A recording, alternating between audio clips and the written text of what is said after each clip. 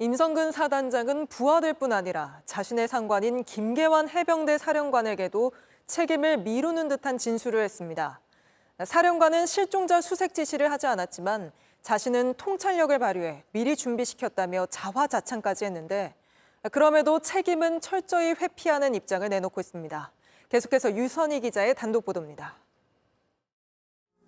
임성근 해병대 1사단장은 지난해 12월 26일 군사법원에 260쪽 분량의 진술서를 냈습니다. 지난 3일 JTBC에 저에 대한 사실과 기억은 이날 진술서에 상세히 기록돼 있으니 참고하라고 직접 밝히기도 했습니다. 지난해 12월에는 진술서가 자신의 최종 입장이라는 겁니다.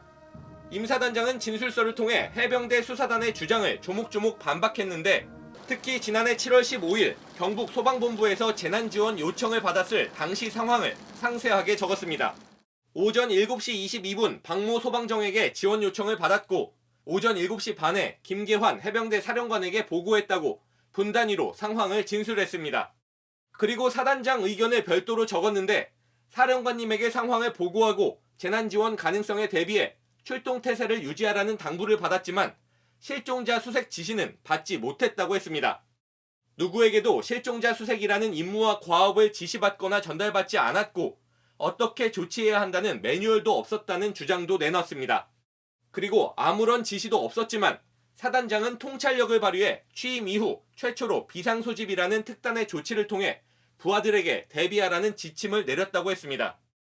지시를 하지 않은 사령관도 문제, 매뉴얼도 문제, 자신의 지시를 따르지 않은 부하들도 문제였지만 오로지 자신만은 통찰력을 발휘해 명확한 지침을 내렸기 때문에 책임이 없다고 주장했던 겁니다.